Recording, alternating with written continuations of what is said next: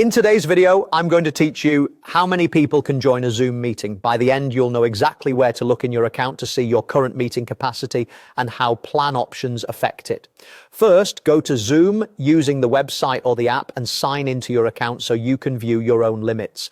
This matters because participant capacity depends on the license tied to the host's account, not the device you're using or the calendar invite. If you're joining someone else's meeting, the limit is based on their plan, not yours. Once you're in, open the settings area, then head to the upgrade section to see the available plans and what each one includes. The upgrade page is the clearest place to find the participant cap associated with your plan.